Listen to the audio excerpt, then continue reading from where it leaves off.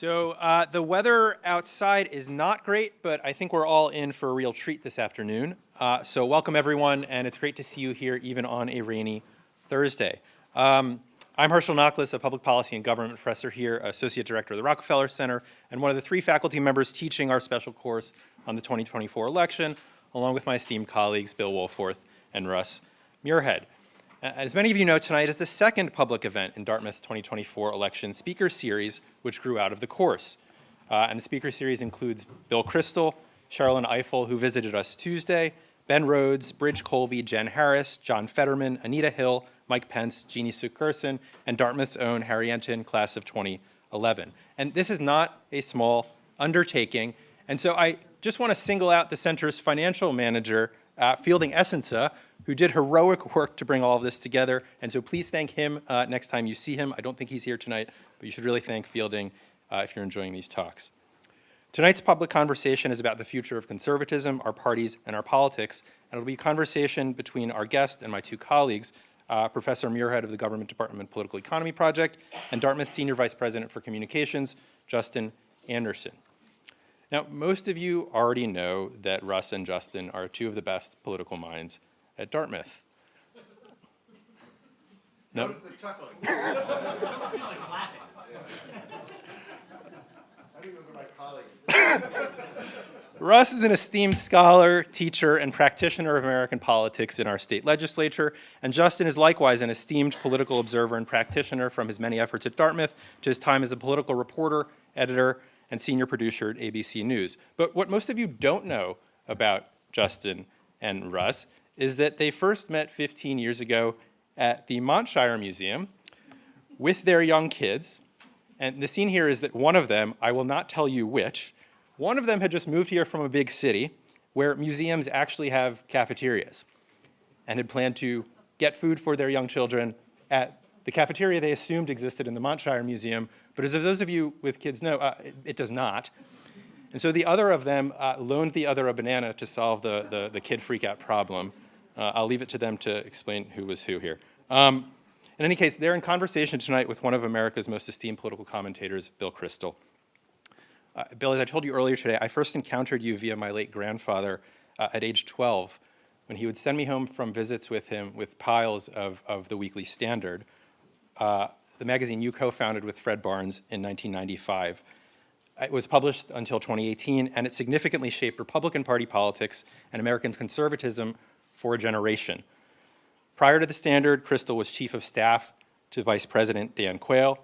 Since the Standard, Kristol has remained an essential voice in American public life as editor-at-large of The Bulwark and host of Conversations with Bill Kristol. So please join me in welcoming Bill, Russ, and Justin to the stage.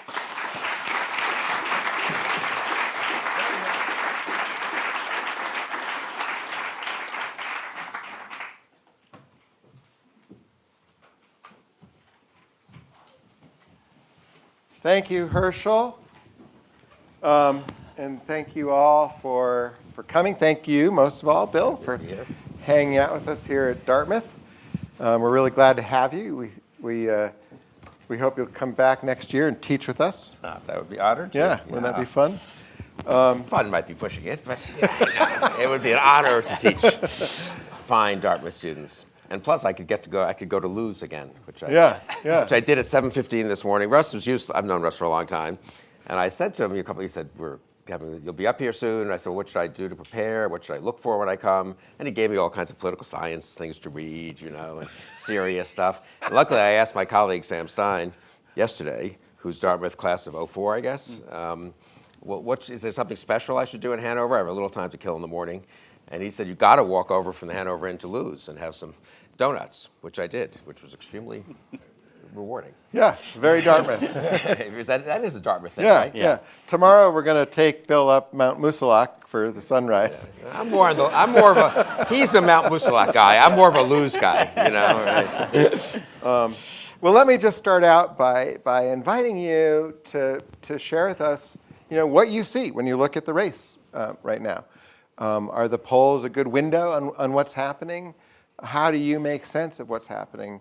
And is it really as tight as it looks? I think it is his status. First of all, it is really good to be here, and it's nice to. I was joking with Justin and Russ before. I went to Harvard 50 years ago, and I think I was here at Dartmouth a couple of times for losing football games. Back then, Dartmouth had better football teams than Harvard. A condition that's been corrected over the last 2 or 3 decades, I'd say. But I really haven't been at Dartmouth as much as I should have been, so it's really great to be here. It's a very close race. I mean, the main thing to say about the race is let's just step back a minute. Trump has run now 3rd time in a row on a national ballot, very rare in American history, obviously, right? Nixon was on 4 ballots, but with an interruption, 3 ballots as president with an interruption. Before that, you have to go FDR and then way back to have three-time consecutive candidate, the only Republican ever nominated 3 times in a row by the party that I used to be part of. It's kind of an odd distinction for the party to have. A party of Abraham Lincoln, Ulysses Grant, Theodore Roosevelt, Ronald Reagan. Who's been nominated the most by that party? Donald J. Trump. Here's another odd fact. Trump has gotten more votes for president than any other American in history. Because so many more people vote these days. It's a bigger country, obviously, than with FDR and so forth. If you add up Trump's 2 vote totals, more American human beings have voted for Donald Trump than anyone else, which Yeah. I don't know if that's something. Almost you really 130 million. Yeah, you really want to write your kids about or something? No, yeah, maybe 150, I guess, right? 74 and 81. So, and the main thing to say is the 3 times he's run, he lost by 2.1% of the national popular vote to Hillary Clinton, 4.5% of the national popular vote to Joe Biden, and right now he's polling between those 2, right? So it turns out for all the incredible ups and downs and roller coaster character of our politics these days, and January 6th, and 2 impeachments, and 4 indictments, and pandemics and all this, Trump has gotten 46.1% and then 46.8% of the vote, I believe, in the 2 times he's been on the ballot. And I'd be surprised if he can go a little higher than that, I think, but still be fewer third-party votes. But I'd be surprised if he goes lower than 46.1, and surprised if he goes higher than, 48, 49. So it's incredible. For all the drama, it's a weirdly static political moment. And there are a million reasons for that, polarization being the main one, and the parties just being such monolithic forces now. It's such trench warfare that you pry a couple of percent away, it's a huge victory. I mean, this race, basically the story, Trump rebounded from January 6th in a way that very few people expected. Kind of an impressive political, leaving aside the moral side of it and all that, kind of an impressive political achievement when you think about it. Guy was just written off. Mitch McConnell said, we don't have to even bother convicting him in the Senate because he's finished politically. He survives, crushes his opponents in 2023 and 2024 in the Republican primary. Something, again, we sort of take for granted now, but he had pretty strong opposition. DeSantis is the governor of Florida. He won by 19 points in 2022. Nikki Haley, Mike Pence, the former vice president. It wasn't like Chris Christie. There weren't a bunch of nobodies running against him, and he just demolished them. And then he has, and despite everything, and then he's ahead of Biden. I think that was a Biden problem in a way, at the age, and mostly the age. He gets out. The race reverts under Harris has a very good first few weeks. The race goes from Trump plus 3 or 4, and it would have been getting worse for Biden, incidentally, if he had stayed in, to even to Harris plus 2-ish, maybe in the national popular vote, which is basically a tie in the Electoral College, a tie in the swing states. Harris picks up a tiny bit from the convention and the debate, but again, the fact that she picked up relatively little from the convention, which was a very successful convention, again, just being analytical, you'd have to say very well done, very impressive, a lot of outreach to disaffected Republicans and centrists. She picks up maybe a point. Ultimately, very successful debate against Trump. Again, leaving aside who you like, just, she clearly won the debate by some measure. In the old days, that would give you a 3, 4, 5 point bounce. Now it gives you, a 1 point bounce that lasts about a week. And we're basically seem to be in a very even race. Again, she's ahead in the popular vote. I think she will win the popular vote, but whether she wins the Electoral College, I think, is a very close proposition. Yeah. One last point about the race. It's hard to analyze the race in a way for this reason. So there's both extraordinary stability and we're in totally uncharted waters at the same time, which is a kind of funny combination, right? So in a way, if you came down and just Xeroxed the 2020 results, including the state-by-state results, and said, well, I guess these will be the closest states, these will be the swing states. I guess the results will be something like plus 4.5 Democrat. you'd be probably pretty close to the truth, right? It's not like, states are swinging wildly all over the place or huge chunks of voters are moving places. Little erosion among white college on the one hand, a little more better showing among younger, voters, working class voters for Trump. I mean, but we're talking a few percentage points. So by historical standards, extremely little movement over the last 2 cycles. On the other hand, we've never had a cycle in which the incumbent president is forced to step aside in July, not in March like LBJ, after the first debate, which incidentally his own team insisted on, right? I mean, that was a Biden idea. We need to have an early debate so we can nip Trump's lead in the bud. And that didn't work out so well. So he gets out, the party quickly coalesces behind Harris, who's VP but is not very well known, hasn't really been doing that much on the national scene. Again, I'm sympathetic to VPs. I was the chief of staff of one, but it's hard to emerge. But I mean, just objectively, she wasn't a figure who would run. She got off in 2019, she fizzled out before the first vote was cast. So she's the nominee suddenly, has a huge first 5 weeks. But again, a lot of voters haven't really seen her that much. The convention helped a lot, the debate helped a lot. But I still say, if you think about it this way. The normal candidate, Trump's been president for 4 years and has been hugely prominent in our country for 9 years. Everyone knows everything about Trump, right? Hard to believe there's a lot of undecided, judgments about Trump, on the one hand. On the other hand, Harris is one of the least well-known presidential candidates we've had. Normally, if you're the new candidate, if you're Romney in 2012 or something like that, or Obama in 2008, to take 2 very recent instances, you went through primaries, you did 10 debates, you did 5 million interviews, you were up here all the time, you had coffee with 5 zillion people in New Hampshire and stuff, TV cameras rolling, you went through 10 cycles of having a gaffe and then recovering from the gaffe and then having an upset victory in New Hampshire and then an upset defeat somewhere else. And I mean, and so by the time you got to the general election, people actually knew a lot about these people, which is why I very rarely have the results, which is why Labor Day polls have been accurate. Voters knew everything about both candidates by Labor Day in most of these elections. Obama and McCain, Obama and Romney. This is Clinton and Trump even, I'd say, because he was so well known as a celebrity. This is a rare Biden and Trump, guy had been around forever, I mean, with Harris, it really is, I think there's still a bit of a learning curve, which I do think means she has a little more upside to make the case for herself. Maybe a little more downside, incidentally, if she turns out not to do as well in subsequent interviews and public appearances as she did in the debate. Well, Bill, if I could jump in, and thanks again for being here and for everything you've just said. I guess just given the dynamics that you described about the polarization and the fact that for 9 years Trump has sort of dominated. And the frustration with Biden and Kamala coming on the scene, the fact that the race effectively became even shortly after Biden stepped back. To what extent do you think that Kamala Harris is simply a generic Democrat under 60 with a high-performing campaign? In other words, does Kamala matter in this world? And if she does matter, what can she do to move some of those undecideds? I mean, I think she has got to matter to some percentage of the voters. But again, I mean, Trump is the most ungeneric Republican you could have thought of in 2015, 16, and half the Republican candidates none of his predecessors supported him. Think of how crazy that is. Bush, McCain, and Romney, the literal Republican nominees in the preceding cycles, didn't support Trump in 2016. It is kind of amazing. Yeah. But he still got 91% of the Republican vote, right? And then in 2020, he got, I think, a little higher, 92, 93%. I was part of an organization, Republican Voters Against Trump. We worked very, very hard to try to pry a few Republicans away. I think we succeeded. We might have even helped make the difference. But we're talking about succeeding with 2%, I mean 3%, not with 20%, right?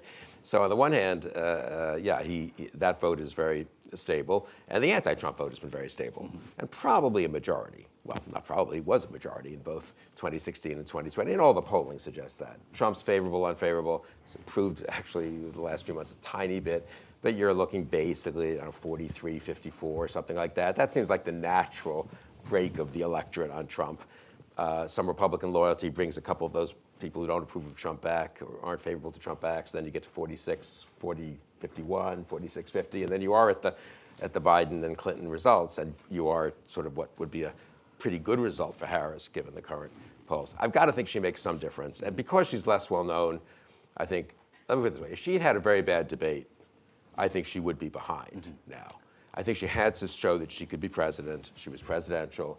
She was up to the job. She took on Trump. She was tough enough, which in voters' minds translates a little bit to being tough, I think reasonably, incidentally, to being tough enough to be president, period.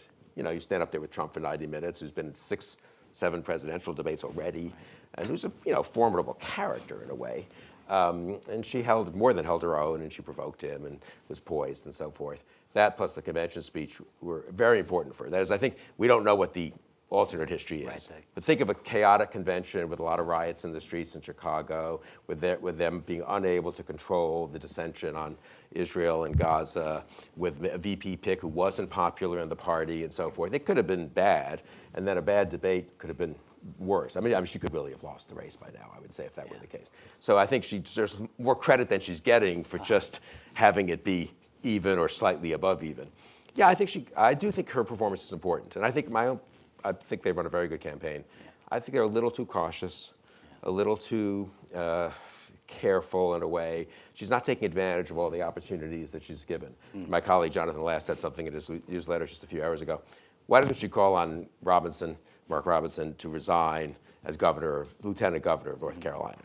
I mean, really, should it be holding that? It's not, lieutenant governor isn't that important, but still, I mean, you are number 2 in line to govern the state, you know. And why should you have Cuomo resigned? Menendez was forced out. Other people have resigned. I mean, why should he just be taken for granted that A, he'll stay on the ballot for governor, but B, he'll also just stay there as lieutenant? Let her call for that. All the Democrats would be for it. Half the Republicans, some percentage of Republicans aren't really fond of him, presumably. Would Trump defend him? He'll say no. It becomes an issue. It's in the news for 2 days. Trump has to defend Robinson. That's bad for Trump, presumably, in North Carolina, maybe in some other states too, just the image, tacking Robinson onto Trump.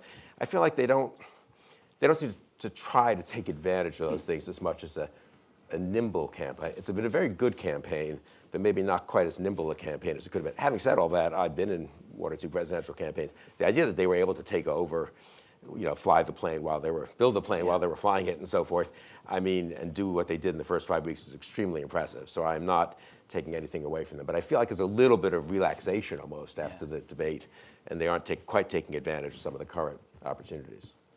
You mentioned, just thinking analytically a couple times, and one of the things I've long appreciated about you is the way you've combined being an activist with loyalties and commitments with being an analyst, just a clear-sighted, incisive political scientist, as it were. Thank you. And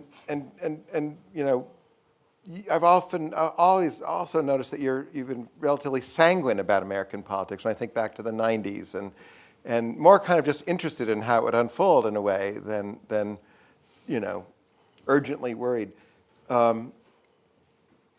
Yet in 2016, you broke from the party that you'd been affiliated with for a long time. You stopped editing your magazine. You started a new entity, the Bulwark. What do you? Is it right to think that this is not an election like any other? That the stakes really are much higher, or that they bear on the system itself rather than just on the policy agendas that might be pursued? And are you still sanguine when you look ahead? So I think it is, a very consequential election for pretty obvious reasons, I would say. And to have everything we've been through with Donald Trump, for him to be then returned to office again after. It's one thing 2016, that was just a slightly flukish thing. Time for a businessman, and Hillary was she had a weak primary field, it turned out. Jeb Bush, people didn't want a third Bush. They didn't want a second Clinton. They were thought it was ridiculous that why are we just recycling like Bushes and Clintons all the time, And it was not an unreasonable kind of unhappiness with the establishment. We'd had Iraq, we'd had a financial crisis. Sanders and Trump both did well in the primary, so there was a big anti-establishment mood in 2016. Trump was able to capitalize on it, in some ways I think very unfortunately exploit aspects of it, and wins the primary. and then sort of wins the election a little bit with an inside straight, in the Electoral College, a little bit of a fluke. But he won. But okay, that's one. I don't think that tells you much about the system. I mean, an effective demagogue is going to win a democratic election sometimes. I mean, that's what democracies, it's a weakness of democracies, but no system can be fully set up to stop that. And then he gets defeated for re-election, so I think one could have said, okay, maybe we're kind of back to normalcy. But I think that's hard to say now. After January 6th, after the indictment, after everything that's happened, and for him to then be so easily renominated and very competitive in the general election. And incidentally, I think the Biden thing with him trying to hang on and then finally being forced out also contributes to a sense of, I don't know, maybe that shows the party system is working. Nancy Pelosi was able to basically force him out for the sake of the party, and I would say for the country, but it's also just unusual. So, I mean, so it is a very big election. I don't know. I guess I'm sanguine because we're a very strong country. There's a huge infrastructure here, which is very used to liberal democracy and democratic capitalism and so forth. It's not going to become Hungary overnight, right? The federal government's not going to take over Dartmouth. They're not going to take over the media. They're not going to, the courts are going to get corrupted a little bit, but they're not going to be transformed the way Orban's been able to do. And so, I mean, he admires Orban, so let's just take that seriously for a minute and think about it. Yeah. But if you look at Hungary, it's a country that's been a democracy for 20 years until Orban took over, and it's got institutions, and I admire the Hungarian people, but they just didn't have the infrastructure we have, the massive corporations, the massive universities, the religious institutions, the American bar, Trump says Muslim ban, and 50,000 lawyers show up at airports to say we'll represent for free the people who are being discriminated against. I mean, other countries don't have, more recent democracies don't have the luxury of that. We don't deserve any credit for this, incidentally. I mean, the people think let's pat ourselves on the back. This is all stuff created by our parents and grandparents, basically. I mean, some of us, obviously. But we inherited that. It's good to have it. But I think the guardrails are weaker now than they were 7 or 8 years ago, without question, really. One of our two major parties is not going to provide much opposition to Trump. The second term is not going to have the people in it who were in the White House and the administration in the first term, the Mattises and the McMasters, who were able to resist Trump pretty effectively.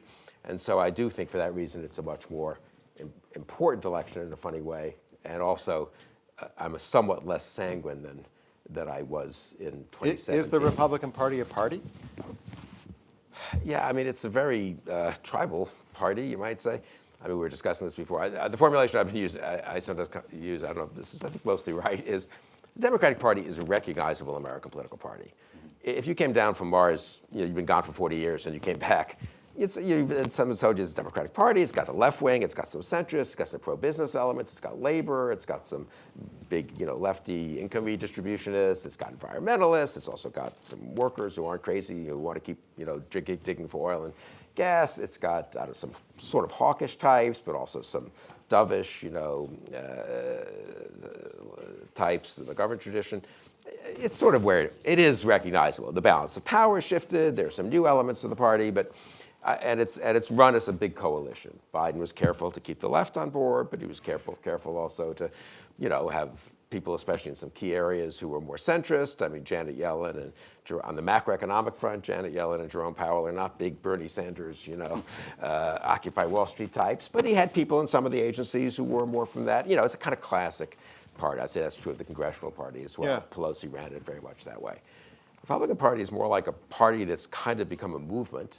And they call themselves a movement. MAGA is a term. It's kind of, but it actually is interesting how attached Trump has gotten everyone to be to MAGA as opposed to the Republican Party, right? And he runs against the Republican Party. So it's a little more like, in my mind, a kind of quasi-authoritarian movement that's taken over a party. And therefore, it doesn't behave the way normal parties do, with checks and balances, and like Mark Robinson. I do think the Cuomo versus Mark Robinson. I mean, I don't think Cuomo did as whatever. They're not comparable, but they're both governors or gubernatorial candidates in major states. Let's see what happens with Adams in New York. Didn't he just? A lot of Democrats are going to call for him to resign. Certainly not to run again. Democrats will do that as a traditional party. You police your own borders. You get rid of the people. Partly because you are offended by what they've done, and partly because you think they'll hurt you politically if they're out there. You get Menendez out when he really is shown to be a totally corrupt senator, even though he was a popular senator among his peers, and actually, weirdly, a pretty effective senator on a lot of substantive issues, but it's kind of corrupt. Real parties do that kind of stuff. Well, How many Republicans are making a big deal about, it's really humiliating to have this guy as our gubernatorial candidate in a major state. I mean, we're not talking about some weirdo flukish thing, somewhere far away.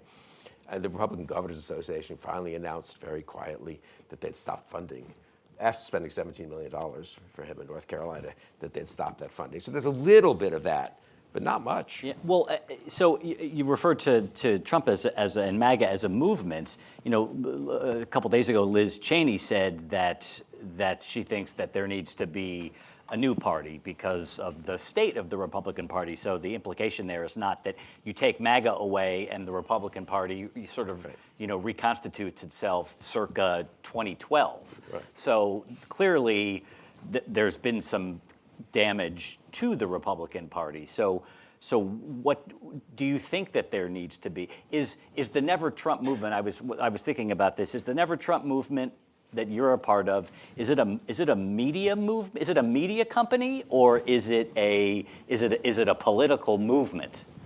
Well, I mean, some of both. It's a small movement, I would say, because it is mostly disaffected ex-Republicans, centrists, most of whom are now in pretty straightforward alliance with the current Democratic Party and with parts of the Democratic Party, but aren't quite Democrats yet, at least in many cases. And some are more resistant to the Democratic Party than others. And it probably depends if you live in a state where Josh Shapiro is your governor, or in a state where, like New York maybe, which has a more left-wing, maybe Democratic governor. So I don't know quite where that goes. Yeah. No, I think Liz is right in the sense that I don't know what's going to happen. I mean, you'd be idiotic after the last 8-9 years to make predict. We were all surprised by what happened with Trump, and not just we. I do think Republicans a little more so, but I don't think Democrats expected that either. And we were surprised by Obama. A lot of surprises. So I think it's foolish to think we can know what's going to happen. Certainly 8 years out. I mean, that's a lifetime. But but I don't think we come back. History doesn't, reverse itself. So we're not going to get back to the McCain, Romney, Bush Republican Party. And I wonder, for the first time, really, third parties and independent candidates have a poor record of success in America. The system is really set up against them, both in terms of some structural things and also history, just the force of history. But I don't know. I say if someone would willing to give me good enough odds, I would bet on sort of serious independent or third party candidates, and maybe even presidential candidates in 2028. You couldn't have it while Trump was the alternative, because people like me weren't interested in splitting the anti-MAGA, the anti-Trump vote. But let's say Harris wins, but it's a Carter administration, well-intentioned, but kind of fails in a lot of areas. And it could happen. I mean, it's a tough world out there, and we're due for a recession, and God knows what things will look like in 18 months, even if she's does her best and is intelligent and so forth. And meanwhile, the Republicans are sailing off into God knows where, with Tucker Carlson and Don Jr. and J.D. Vance and all these, and DeSantis and Abbott. I mean, those are the big players, right, in the Republican Party at this point, at least. I don't know. Could there be a substantial centrist movement? I mean, Josh Shapiro and Joel and Polis in Colorado and Whitmer and Liz Cheney and Adam Kinzinger and if Spanberger wins in Virginia in 2025 and Mikey Sherrill in New Jersey and then Kelly Ayotte's the Republican governor of New Hampshire, do we think Kelly Ayotte and Abigail Spanberger really differ on very much? I mean, to take two people who are, just take my state, Virginia, and where we are in New Hampshire. They'd be perfectly comfortable being in a centrist party together. Mm-hmm. They're more comfortable than being in probably their own parties in some ways. Democrats are more complicated because they've been pretty centrist the last few years. So is it, if the Democrats go left and the Republicans stay Trumpy, could the system permit that to happen? I defer to the political scientists. I mean, it is just a practical question of sort of how difficult it is with all the current system. Yeah, and in the absence of, maybe with the benefit of a charismatic leader. Well, that would be key, don't you think? Yeah. But with a charismatic leader, or or charismatic group of leaders, right? I could sort of imagine something happening that we haven't really seen for What's century and a half. What's your take on J.D. Vance and the selection of J.D. Vance? So Trump, let me remember. So the assassination attempt was that Saturday night. Trump, the Republican convention began Monday. First assassination attempt, I guess we have to say now. And Trump picked Vance on Monday. Biden was still in the race. I mean, it was a pick. He liked Vance, I think. Tucker Carlson and Don Jr. really liked Vance. Trump knows that they stopped him from doing a lot of things in his first term, which annoys him. And Vance is the type of VP who will police the appointments in the White House and in the cabinet agencies, who's very much on top of that, the Project 2025 type stuff. And so I think Trump picked him entirely for that reason. I mean, in an ironic way, you could almost say it's a governing pick, not an electoral pick. And normally we you should pick the person you think would help you govern the most. In this case, not so crazy about that. But I mean, that was what was in Trump's mind. I don't think he thought Vance was a particularly good electoral pick, but Trump's such a egomaniac that he thinks no one could help him or hurt him anyway. And he may be right, incidentally, to a considerable degree. I mean, no one's really going to vote for or against Trump because of a VP pick, right? I mean, how many people are going to do that? So he thought he had the luxury to pick Vance. I think it was a little crazy. Now, then Biden gets out, literally 6 days later. Have we ever had, a 9-day period like that? Yeah. Serious assassination attempt, convention begins, picks Vance, Biden steps aside, and Harris is the de facto nominee, and that's all within 10 or 11 days. Yeah. So I think in that respect, he didn't pick a Scott or a Rubio, who I think would have, in retrospect, be now helping him a little more. On the end, their theory of the case is, I think now it's a pure mobilization election. It's not a persuasion election. There are voters out there who are attracted to Vance's culture war type stuff, both on things like immigration, but also on the kind of, young male, disaffected male, kind of people who don't vote normally agenda. And I wish I were more confident, honestly, as a Harris supporter, that Vance is hurting Trump much. I think he's not been a very good candidate in a way, but I'm not sure he's actually costing him votes. Does Vance end up defining conservatism in American politics? One of the things that's really shocked me, I almost keep repeating it to myself, Liz Cheney is a conservative. I mean, this, Rusty Bowers in Arizona, these are really conservative Republicans. Yeah. They're exiled from their party and then defeated and cast out of power. These are conservatives without a party. I mean, what becomes of conservatism? So I think Vance, we'll see what happens. Obviously, a defeat's very different from a victory, but for Trump and for Vance. But yes, I think the pick of Vance is very important. It really cements the MAGA hold on the party.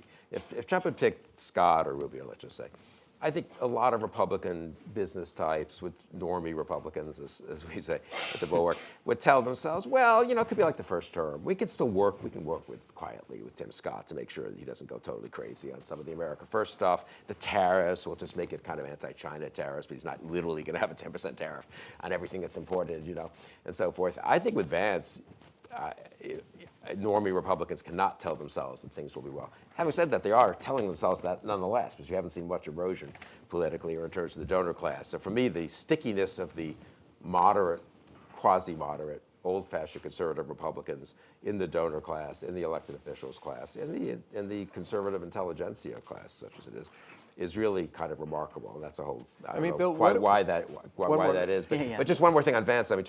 There'll be a debate, what is that, Tuesday night? So Yeah. 5 days. Right. So my worrisome prediction is Walz will, quote, win the debate. He'll be a much more attractive person. He'll be winning. He's a football coach. He'll tell stories. Vance will be kind of, resolutely, hostile and attack Walz, but also attack Harris very a tough way and attack Haitians and do whatever he does, attack childless cat, ladies and stuff. And I worry that all the sort of drama critics, if I can put it, after the debate, the people who are grading it, like Olympics, figure skating or something, will give Walz higher marks. But 3 days later, maybe the way politics works these days, 2 or 3 of Vance's attacks will have stuck, and everyone will just have a vague memory that Walz is a nice guy. You know what I mean? So I think we have a tendency, especially this is more a problem of people my age, really, our age, right? We sort of look at it, we assume that, well, you get rewarded for a kind of graceful and elegant and pleasant performance, But it's partly because of social media and clips and so forth. I wonder if just landing one good blow over and over, if he just says 10 times, she was the border czar, the border's a mess, they didn't fix the border, it was a disaster, and now we have immigrants in America killing people. If he just says that 10 times, are we confident that that doesn't become the one thing a certain type of low information voter takes away from the debate? So I'm a little nervous about the Walz debate. Just to make people here cheerful. What as a participant of American politics, as a scholar of American politics, political theorist, what would you say to students with conservative inclinations, leanings, or commitments? I mean, you worked in the Reagan administration, in the Bush 41 administration. We thought of you as a conservative. I don't know if you thought of yourself as one in those times. Pretty much. Yeah. Like, would you say, what would you say? Vote for Harris? I would say that, but I would say on being a conservative, conservatives, this was always a staple of conservative political thought, as you know, don't like isms. Being conservative did not mean believing in conservatism, because what is that really? It's conserving whatever's there. The South of the 50s, the segregationist South of the 50s, do we want to conserve that? Do you want to conserve? So I think being conservative, understanding the lessons of conservative thinkers about the dangers of too rapid change, the unanticipated consequences of things that look good at first, the dangers of an excessively utopian progressivism, those are very good cautions and very good conservative lessons. But I think the conservative lesson, and that's A, and then B, I would say, there's always been a huge difference between American conservatism, which mostly, not entirely, but mostly, especially outside of the South, was a kind of conserving of our liberal constitutional order. When I was a conservative in college and grad school, it meant you really took the founders seriously. You read the Federalist Papers and you thought there's a lot to learn from this. Not, well, we've moved way beyond this because this was 150 years ago, which was kind of the progressive view of the New Deal, right? I mean, that's like ridiculous. Those are just people of their time, protecting property owners of their time, and we're now in the modern, progressive era. So we conservatives didn't like that. We liked the revival of the founders and of other things, Lincoln and so forth. But we were not thrown and altar European blood and soil conservatives. And some American conservatives were a little more that way. But that was never the mainstream of American conservatism, and I think that is much closer to where Trump is. So I would also say to younger people that read conservative thinkers, read about conservative statesmen of the past and stateswomen, Margaret Thatcher and so forth. But remember that it wasn't supposed to become this dogmatic orthodoxy or a kind of ism where you hate everyone who is not part of your team. Edmund Burke is generally considered, would you say, the founder of modern conservatism. Edmund Burke was a Whig. There were two parties in England in the 1770s, the Whigs and the Tories, just like today, really. The Liberals and the Labour's now replaced the Liberals, but Liberals and Conservatives. Edmund Burke was a liberal, right? He was a big reformer of the civil service to make it more professional, the opposite of Project 2025. He impeached Warren Hastings, the Governor General. A friend of the American Revolution. Burke was a big friend of the defender of the American Revolution, very hostile to the French Revolution, which he thought was going way too far. He impeached Warren Hastings, who was Governor General of India, for misgoverning and exploiting Indians, really, in terms of for his own company in Britain. So that was a certain kind of, but he was a conservative, and he was against the left of his day, certainly in the French Revolution. But he was a liberal. Winston Churchill, a hero of mine, Churchill was the Conservative Party, then the Liberal Party, then the Conservative Party. He crossed the aisle 2 times, so that's impressive, And very late in life, and he was very big on the early welfare state. In 1910, he was a big proponent of social insurance policies and so forth. Big internationalist, obviously. Not averse to European integration, incidentally, even in the early 50s, as long as it was on liberal principles. Very late in life, Churchill gets in the elevator in the House of Commons. I guess the way it works there, it used to work, is if you were very elderly or had broken an ankle or something, you could take the elevator. Otherwise, you're supposed to walk up the one flight of stairs there in Westminster to the House of Commons. So Churchill gets in because he's 87 years old or something in 1960. And so a young guy gets in who's on crutches because he had a skiing accident or something. And the guy introduces himself to Churchill and says, "It's such an honor to meet you, Sir Winston." Churchill had no idea. Churchill was no longer prime minister. He's just still in the House of Commons. And Churchill's, "Who are you?" And the guy introduced himself, and Churchill says, "What party are you?" He said, "Labour." And Churchill says, "Labour, well, I was always a liberal," which is really a wonderful, self-conscious kind of thing. He knew that he was a conservative party person, but he was, conserving liberal institutions. And you see American conservatism, so last thing, I'm sorry. That's fine.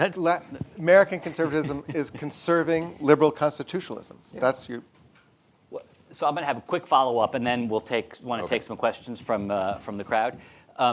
Sort of in terms of conserving, the liberal democracy. I mean, you said in an answer to a previous question, it's not going to change overnight. The thing is, this has now been about 8 years, so it's no longer overnight. And to many people, it actually does feel like it's changing and that we're moving into sort of dangerous territory. How long can this kind of instability, for lack of a better word, there is a better word, but I'll just use that to describe what we're experiencing. How long can this continue and not do sort of irrevocable damage to the country and how it's run? No, I think that's a very important question that we all think about, obviously. I mean, I don't know about irrevocable damage, but severe damage. And look, why were people like me never Trump? I mean, I've had plenty of candidates I didn't agree with in the past, and there are times when, it's certainly at the state level, when I haven't voted for Republican candidates because I thought they were too extreme or just too inept, or the Democrat was a pretty moderate, a reasonable person. But the reason we were never Trump is we thought he really could do damage to the country. Mm-hmm. And we thought, to be fair to us, I think this is something we were right about, we sort of understood how the mechanism would work, which is once you unleash all these passions and grievances and anxieties and overheated rhetoric, it's very hard to, mix metaphors here, to put that toothpaste back in the tube. And more people get used to it. And it turns out, hey, it kind of works pretty well. And some people even like it. You can have big rallies where you talk about the Haitians eating cats and dogs or whatever. And you laugh about it a little bit, but it's not funny, really. It's a terrible instance of demonizing a very vulnerable and small and recent immigrant group. It's really like the worst things. We've had this at times before in American history, and there are things that when I was growing up, we were taught to sort of be ashamed of a little bit and assume that couldn't happen again, And here we are. So, I mean, luckily, Mike DeWine has rallied to their defense, and others have. So it's an interesting little split in the party. But no, I think that's the price we pay. It turns out to be successful to be a young Trump person, and plenty of young Trump candidates get elected to Mark Robinson, but J.D. Vance comes from nowhere in Ohio, runs against much better established candidates, wins the primary because Trump endorses him, wins the general election because they spent a fortune to defeat the Democratic candidate, Tim Ryan, and now he's the vice presidential candidate. So it's not as if Trumpism has been a path to obscurity. It's not as if Trumpism has been a path to failure for a lot of these people. I think ultimately maybe it is, but I think that's why it's dangerous, because once you unleash it, incidentally, it leads to reactions against it that are a little extreme. Also, obviously, at times, everyone gets kind of hysterical, and good people leave politics. I'm very struck by that in Washington. On what I'd call the traditional Republican side, a lot of people have just decided, I don't want to be a part of this. I'm a Republican, sort of, so I'm not going to get a job in the Biden administration. That's for the people who worked on the Hill for Democrats, fine. But I don't want to be part of some Trump campaign, so I'll go back to somewhere I'm from and work in business. And, which is fine, incidentally. Maybe it's ultimately good for the country to get some of these people out of Washington. I'd rather Portman stayed in Washington. But yeah, exactly. I mean, there are many cases like that. Why is Sununu not going to Washington? Yeah. I'm annoyed at Sununu because he's been so Trump accommodating. But still, I mean, he's a serious and responsible person, mostly. And he's the kind of person who would have left it a chance to have a Senate seat, I should think, as his brother had, right? And, but he just doesn't want to be part of that. Yeah. He doesn't want to have to face up to either getting clobbered by all the Trump people if he ever votes against Trump, if Trump were to win, or even if Trump were to lose, or have to vote for things he doesn't believe in. So you do lose. And having to pretend the election was stolen. Yes. Which he would have had to do, I think, to get through the primary. Or to get an appointment in the Trump administration. Sununu would also be, as a retiring governor, an obvious candidate in a normal Republican administration coming on to be secretary of something, and is a capable administrator. If you have a question, raise your hand. But he's not going to get anything, and so you do lose on the Republican side. I would say we've had a loss of human capital, for temporarily at least. Not so much on the Democratic side at all, I think. Question? Yeah. Yeah, go. With the growing split in the Republican Party between the populists and the more traditional Republicans, if there is a Trump win in November, how do you think the Republican sides will respond in the practice of governance? If Trump wins. Yes. I mean, I think he's a hugely dominant figure for at least a while. That's another thing people underestimate. I mean, if he wins, it's going to be one of the, I hate to say this, but one of the greatest comeback stories in American political history.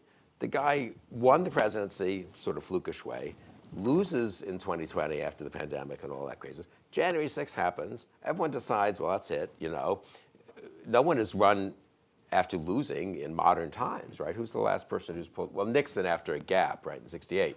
But otherwise, not the next year, since 1888 or something like that. And Trump comes right back, crushes everyone, as I said before, in the primaries. So if he wins the presidency, defeats the entire media, Democratic establishment, et cetera, he'll be extremely powerful and will intimidate pretty much everyone in the party, at least at the beginning. Now, that could fracture pretty quickly. So we don't know where we'll be in a year, obviously, and God knows what will happen in the world and stuff. But I think people underestimate, the way I put it is, they underestimate the dynamics of it. As a snapshot, static moment, there are a whole bunch of people who are sort of uncomfortable with Trump. If he actually wins, the momentum he and his people will have, the degree to which everyone will decide, every businessman in America is going to say, oh my, okay, I guess we just have to deal with this. 4 years. We cannot be at odds with Trump and Vance. I'm running a major public company. My shareholders, we have issues with the federal government. I can't be on their hit list. And Trump is the guy who will put you on the hit list, whether it's for antitrust or for the IRS or for you name it. It'll be like Modi. So it will be like Modi. And everyone will be we'll pull back on the criticism here. Let's make sure we accommodate. Let's hire some lobbyists who have good relations. I mean, the degree to which that will happen over the first 2, 3, 4 months shouldn't be underestimated. Another question from this side of the room. For being here.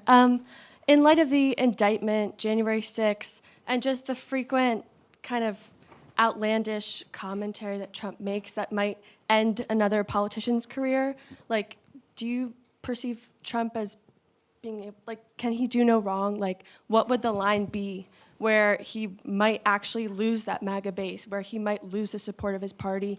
Is there a scenario where he crosses a line and suddenly doesn't become politically acceptable Good anymore? question. It is a good question. I mean, he said himself that he could choose someone on Fifth Avenue and keep the support of his voters, and I think he was mostly right, but I don't think it's going to be, I see no scenario where he loses a massive part of his vote. Does he lose 2%, 4% if he says something particularly outrageous or does something particularly outrageous? I think that's possible. I saw a poll from North, but just to give you a sense of how polarized we are and how dug in we are. Mark Robinson, who's not Trump, does not have Trump's skill as a salesman and a showman, and I would say a con man and a performer, and having been around TV for 14 years on a national show. Trump has a lot of skills that have enabled him to overcome a lot of these problems. I saw a poll from North Carolina today. So after everything that's happened in the last few weeks with Robinson, running against a very normal, sort of vanilla Democratic candidate, Josh Stein, Stein's ahead by 10 points, 53-43.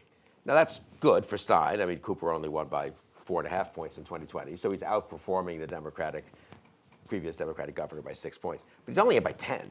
What's about a time he'd be ahead by 27 points, right? Mark Robinson's still getting 43% of the vote in North Carolina. He's getting, that would mean, if I'm doing the math right in my head, he's probably getting a majority or just about splitting the white vote. He's not getting a lot of black votes in North Carolina. So, the degree of stickiness in this tribalized, polarized environment is really extraordinary. And I would say, and the gender gap, of course, is also amazing. I wrote something about this earlier this week. The degree, women are happy to, be against Trump, but I'd say men, especially white men, seem to be very, for some reason, they're hard for Trump to lose. And speaking of that, to lose their support, honestly, And speaking of that, I want to invite, if there are students in the room who are Trump sympathetic, yeah, that's good. You want to push back, like we said at lunch, we welcome that. So don't feel like you've got to keep your thoughts to yourself. Challenge our guest and introduce a different point of view. Your mic will be cut off, but it's okay. I was hoping you would briefly touch on the stakes, the implications of the election for foreign policy. So I'm personally very interested in that, and I think they are great. I think you could argue that domestically, as I said earlier, we still have an awful lot of guardrails. We're, as I say, big institutions, and maybe he really wouldn't do some of the things he says he's going to do on the civil service, or maybe Congress would step up on some of these things. Foreign policy, the president, this is just an objective fact, has much, much, much more power than he does on domestic policy, right? The president has huge discretion on the use of force, on getting in and out of especially treaty organizations, on whether to push for aid to Ukraine or not. It's just, so I think the foreign policy implications, if you're, as I am, a more traditional liberal or conservative internationalist, of Trump are in a way greater. I don't know if they're ultimately greater than the domestic policy implications, but certainly at first blush, they're greater, actually.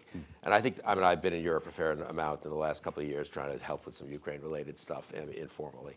And I would say the degree to which he doesn't even have to become president. If Trump wins on November 5th, the whole shape of European support for Ukraine, the internal dynamics of European debates, it's not as if there aren't parties and politicians in Europe who are skeptical of what's been a pretty good performance from my point of view by the major European countries and the minor ones, incidentally, for Ukraine. The degree to which we're not going to, what are they going to keep helping Ukraine when we're not? I mean, really, what's the support going to be in some of these countries for that, you know? And Germany, which has gone pretty far in overcoming their post-World War II reticence about getting involved in these things, that's going to slide right back. And the business people are going to start saying, though Putin's going to still be there, we need to make a deal. And Trump's going to tell them they should make a deal. So I think the degree to which the stuff happens very fast in foreign policy is what scares me the most. I'm not even sure people can get organized to fight it fast enough. It'll be November 8th, and you know, Scholz will be giving a speech saying they have to rethink their Ukraine policies. Hi. In reference to Chris Sununu, our governor here, he has certainly declared himself to be morally bankrupt and has ruined his reputation, I think, forever. So what do you think he should do after Trump loses? How should he atone for his complete and total moral bankruptcy?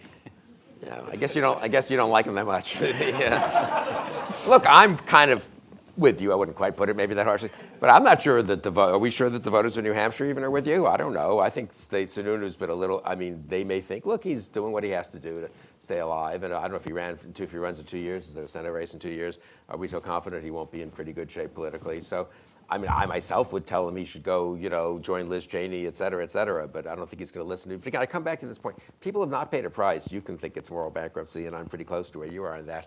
But they have not paid a price. Right? He's not persona non grata anywhere. He'll get on a bunch of corporate boards. He'll be, a major figure if he wants to be in the party, nationally respected. It's not as if people have paid a price. Now, if you're Mark Robinson, you pay a price, maybe, we think, if you're really at that level of Trump support. But if you're an accommodator to Trump, you're in pretty good shape. I have one more student question right over here on this side. I'm not a student. Oh, sorry. Okay, sure. Well,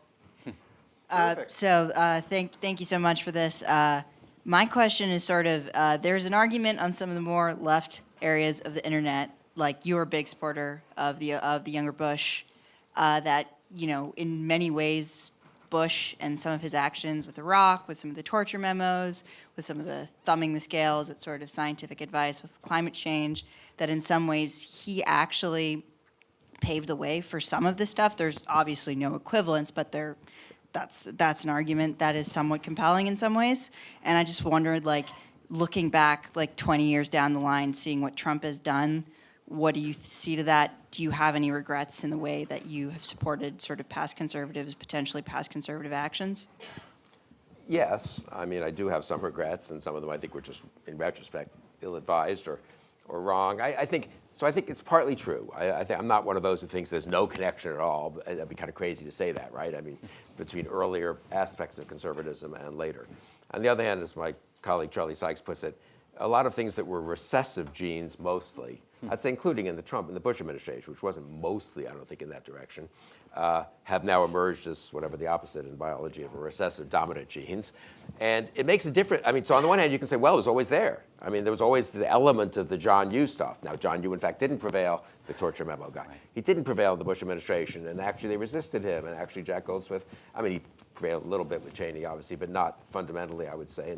And Bush went to a mosque 10 days after 9/11 and so forth to make the case for religious tolerance and all. So I would say that this recessive gene became the dominant gene, which shows that there was stuff there. Very true on race, for example, I'd say. On the other hand, part of politics in a huge country like ours, where you don't get to tell every single person in the party what to believe, and you get some followers who are kind of bad followers, unfortunate ones, part of politics is keeping the recessive genes recessive.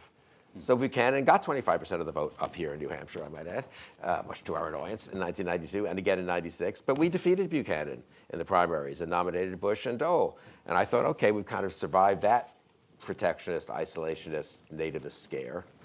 I was wrong. Then we defeated Ron Paul, who also got 20% of the vote up here or something like that in 2008. And then the Tea Party came about, and that had its own elements, but they were mostly subsumed, I'd say, in the Romney-Ryan kind of Republican Party, Boehner, even McConnell at that point. So I think we kidded ourselves probably that we had handled those elements as much as we had, they were suppressed successfully, but they were suppressed for quite a while. And again, if Trump loses, I really don't know what the answer to this is. What's the answer to the thought experiment of Trump gets 1% of the vote less in Wisconsin, Michigan, and Pennsylvania, and Hillary Clinton becomes president? I don't know. Does the Republican Party go in that Trump direction, or does it nominate, a Marco Rubio who hasn't capitulated to Trump, or any of them, or Rob Portman or something in 2020? I really don't know. So I think it's some truth to what you say, but I think it could be overstated. Finding an instance of something that comes later, you can always do some version of that. So I don't mean to minimize it, but I think it's more complicated. Can we squeeze in another question, Justin? Yeah, well, I see the There's a microphone over here. Okay, so let's do one here, and then Sergey, you've had your hand up for a while. Okay, let's do two questions. Two and questions, I'll just do two one, and I'll questions. do one answer. How's that? Yeah, that's good. So combine the questions. Okay. The gender gap has been discussed a lot in this election, and I was curious what your thoughts are for why that is, and is there anything, first off, what conversations are you having with young men about masculinity and how they're feeling about this election? But also, is there anything you think that is missing in the conversation that isn't kind of in the media right now about what young men are feeling? What was you want to take the other question? We'll do one more question, and then Okay. Bill can answer them both. This is back to foreign policy, an issue I'm sure you're very concerned about.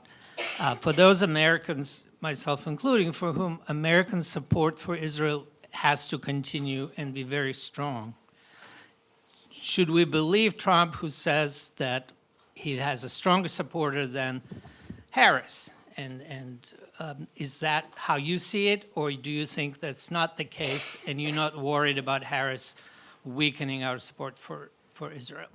So that's a big question, but I'll just give a quick.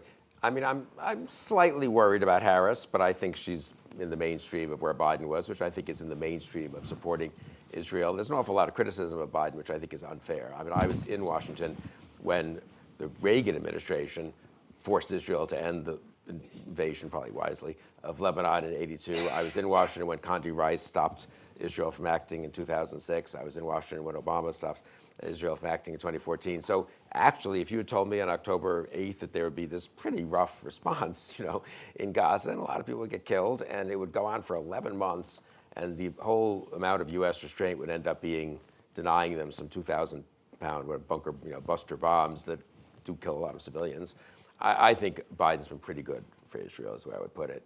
Very much, I think the administration's been good, Blinken and so forth. They protected Israel at the UN, which other administrations haven't always done, of both parties. And I think Trump is kind of pro-Israel through a bunch of accidents, that he's from New York and his daughter, and so forth. But I think Trump's overall foreign policy is bad for Israel. Because ultimately, Israel benefits from a world in which the U.S. is proudly internationalist, willing to help allies, doesn't think twice about using force to shoot down Iranian missiles and so forth. I mean, Trump happens to dislike Iran and happens to be, as I say, personally sort of okay with Israel, certainly or with Bibi in a certain way. But would Trump say, let's say Bibi leaves office in 6 months and Gantz becomes prime minister or something. Do we think, or Lapid, who's been critical of Trump, do we think Trump is not transactional enough and personal enough that he's still very pro-Israel? Whereas I think Harris would be professional. I think whoever the government is, she'll maintain the traditional relationship. And the other question, I don't know. I don't know what to do about young men. I'll leave that to you. So, young men I know are pretty okay, but I don't know. Maybe this whole thing is overstated. Our sons-in-law, but I don't know. Maybe this is a little overstated. Was the first part about gun control? No, it was about gender, the gender gap. The gender gap. The gender gap is big. I mean, so it's a big thing, obviously. I mean, it's existed for a long time. It began in 1980, and I mean, there are two ways to. So it's been going on a long time. I do think Trump sort of put it on steroids, so to speak, and it is just objectively.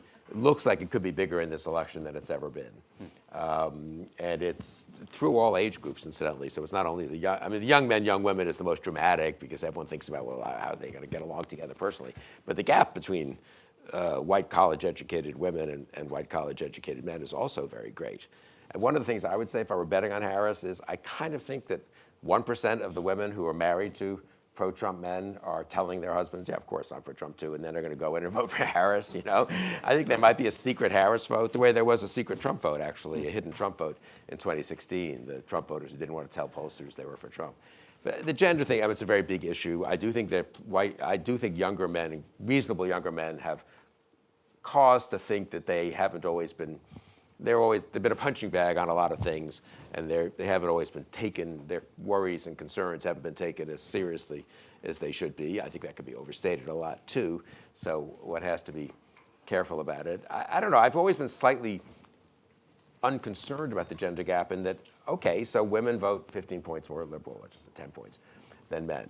It's not the end of the world. I mean, it's like maybe they have different life experiences that lead them to be more on the side of compassion and bigger government and not fighting wars. And men have other backgrounds and maybe some even biology and so forth that leads them in a different direction. It's not, you know, this is how the democracy can function fine with some difference in attitude between genders. I mean, it has happened. It's been that way for a long time. Whether it's gotten worse than that, more serious than that, more hostile in a way, that's a hard question for you to answer. And again, how much of it is Trump personally almost? And if he were to lose, let's say, and just retire to Mar-a-Lago or deal with his legal cases, and you get a whole bunch of other, even Trump-like politicians, would it generate the same? I don't know. Vance, I do think, though, does freak me out a little bit on it. I mean, the fact that he both thinks it's his job to tell American women how to live their lives, which is a little bizarre, honestly, you know, like maybe he could just worry about the budget deficit and, you know, like actual government programs, you know. And the fact that a lot of people seem to resonate to that, I find personally a little creepy, and I would think that women would they do find it much creepier, and that's why there's a big gender gap. But again, whether that's sort of a temporary thing or somehow due to the dynamics of modern society and modern economy, I don't know. So Bill, before we let you go, it would be great to end with what gives you hope. Yeah. As you're looking at the future, you're thinking about this election and beyond. Leave us with some hopeful thoughts. Really? You don't get paid for that. Yeah, exactly. I do have hope. No, I am basically. I mean, look, it's a very strong country. And we went through, I was around in the 70s, I was in college and grad school in the 70s, and we were, you know, it was a very messy and terrible, in many ways, terrible decade. Vietnam, Cambodia, assassinations in the 60s. I mean, in my period from, I guess, middle school through grad school was really not just turmoil, but a lot of real disasters in America, and assassinations, as I say, and so forth. And in a way, we then didn't have that for the next 30, 40 years. We made mistakes and foreign policy problems, but nothing like Vietnam, and nothing like, you know, the kind of series of assassinations of Kennedy and King and Kennedy, and then in the 70s and so forth. So I think the country's come back before. It is a very strong country. There are many ways in which it's stronger than ever. I mean, on economics, on innovation, technology. I mean, we all just take it for granted, right? That where are all these firms that, you know, where are Google and Apple and all these, where did they start? Where are they located? Where are most of the employees? Not all, a lot of them are in Asia, but where are most of at least the upper level echelon employees?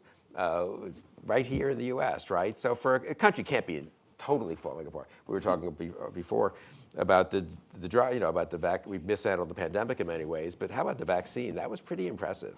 Now, I would argue in all these cases, incidentally, this makes a very strong case for free trade, liberal immigration policy, and so forth. Because a lot of the people who've invented these phones and invented these vaccines were not people who were fifth-generation Americans, you know? And a lot of the people who are doing good things in hospitals are not fifth-generation or even second-generation Americans.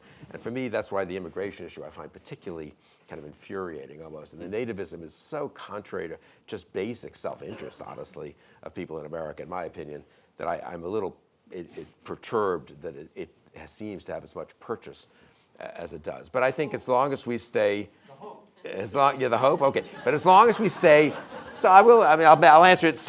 As long as we stay a reasonably open country, pretty open to immigrants, pretty open to innovation, pretty open, pretty free market oriented, pretty open to the world, I think we'll be in pretty good shape. But look, would the U.S. be the country it was today if we hadn't had unbelievable waves of immigration for 200 years, I don't think we'd be such a strong country. We'd just be, no offense to them, but we'd be Canada, which is a nice place. Well, it would be a nice place, but it wouldn't be a place that would have saved. It wouldn't have saved by itself defeated the Nazis in World War II. You know, and so I mean, it just. People really need to think more seriously about what made America great, if I could use Trump's phrase. But I think if people do get a little more serious about what makes America great, there's no reason intrinsically that we can't be as great as we have been and greater and great in the future. And so I think, but a lot does depend on policy and on, it's not just on sort of preserving a few guardrails, but really having a forward-looking policy that doesn't rest on our laurels, but keeps our world leadership. Thank you. Yep, That thank you was very somewhat much, Bill. hopeful. Yeah, I knew you had it in you. That was the toughest question of the night. I know, that was terrible. It's like,